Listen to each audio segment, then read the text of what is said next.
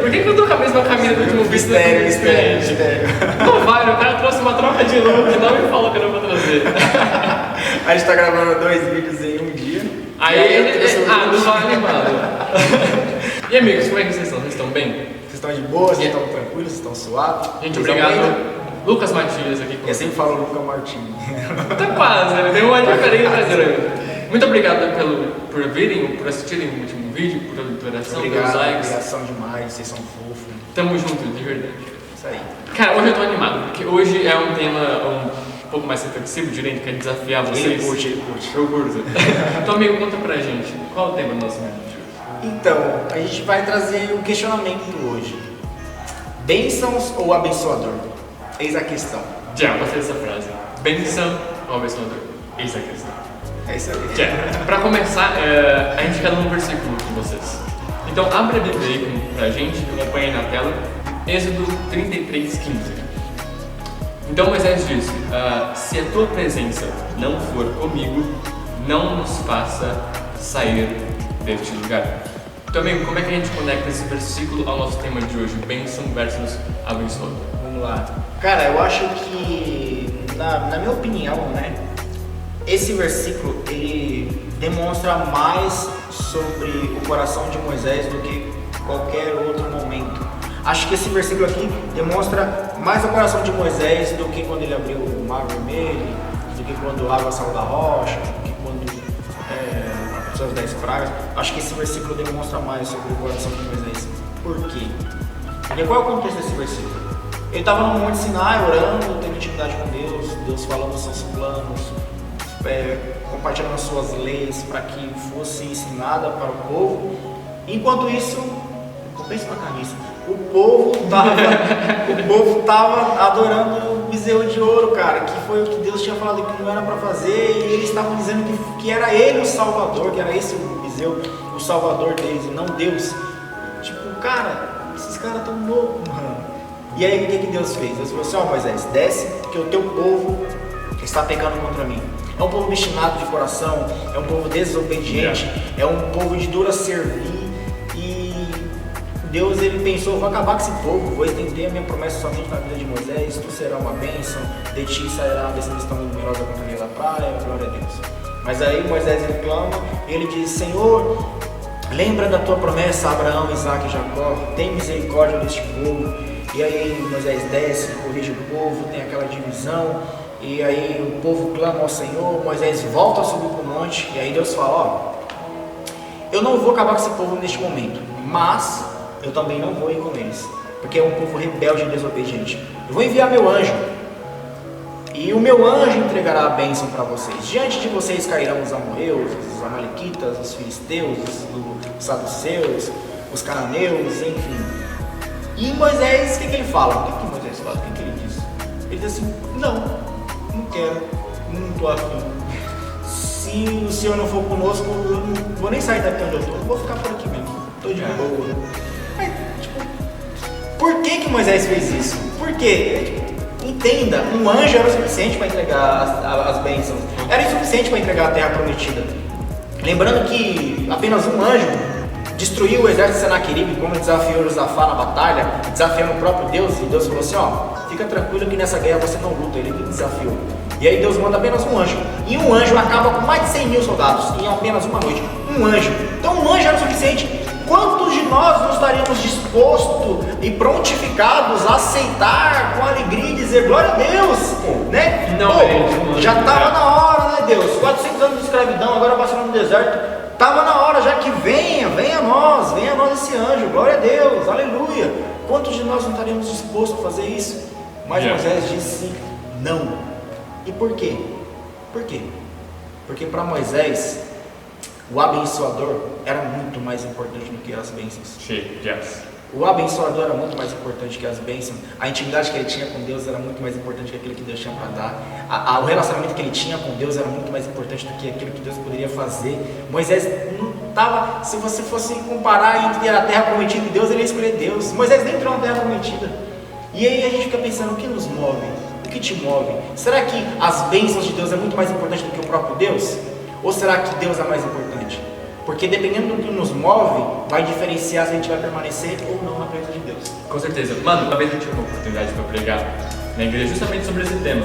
E eu fiquei me perguntando, me refletindo sobre uma questão. Como o cristão, ele é profissional, ele tem doutorado, ele tem mestrado em transformar bênção em maldição. Top. Cara, a gente é craque nisso, transformar uma bênção que Deus deu pra gente em algo que vai se tornar maligno pra nós. Um exemplo básico disso, um irmãozinho e irmãzinha.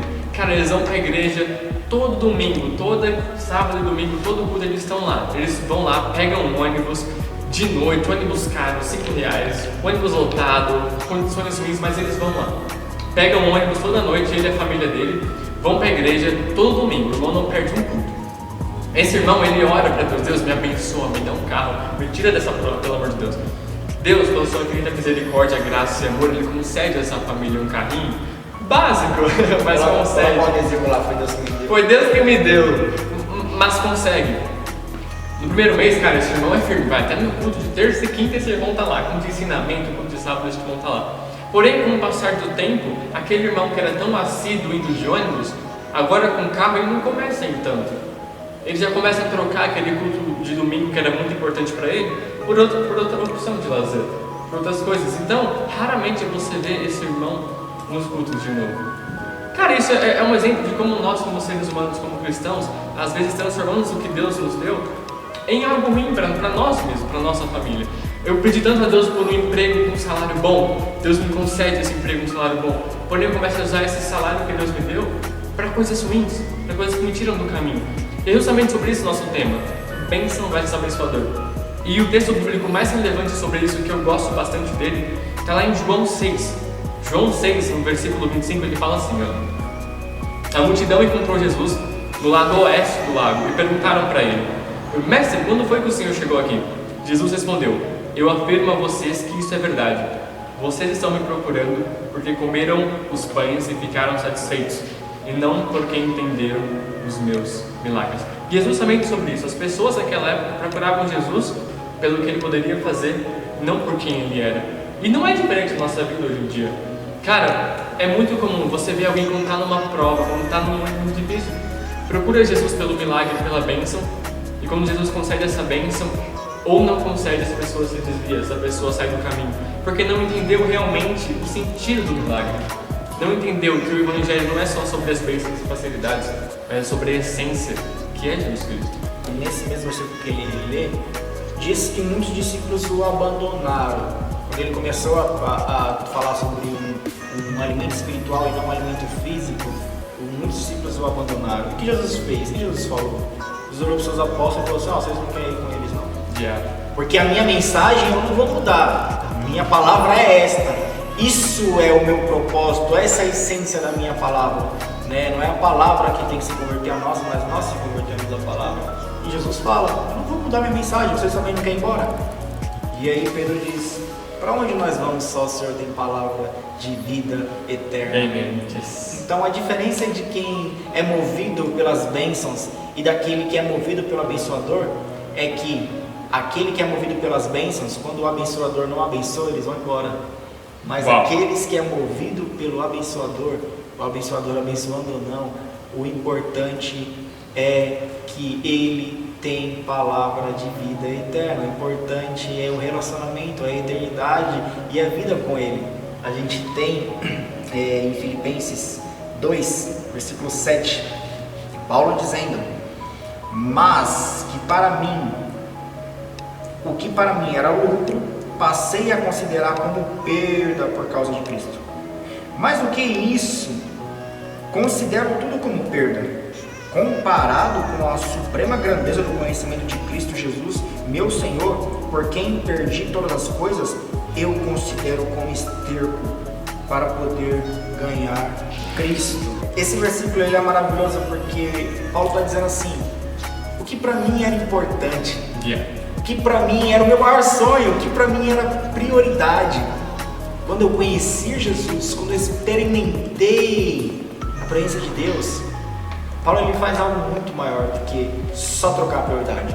só colocar Deus como prioridade, colocar os seus sonhos, os seus objetivos em segundo plano. Ele faz muito mais que isso. Ele não muda a prioridade. Ele pega a sua antiga prioridade e coloca a zero, coloca a nível de esterco diante daquilo que ele experimentou de Cristo. Então, o que falta pra gente, o que falta pra nós, para que nós venhamos priorizar mais a Jesus, para que nós venhamos priorizar mais a Deus, é experimentar Jesus, experimenta Deus, experimenta da sua presença, experimenta do seu amor, do seu relacionamento. Estou dizendo só ir para a igreja. Ah, eu experimento Deus, mas por quê? Porque eu vou para a igreja e eu lavo o cabelo na mão e vou no culto de domingo. E agora não tem mais culto, né? Cada pandemia é live. Quando você é live ainda. Não, isso não é relacionamento. Boa. Eu estou falando de intimidade, de oração, de entrega. Quando você experimentar Cristo, você vai olhar para os seus antigos objetivos e vai falar assim, cara,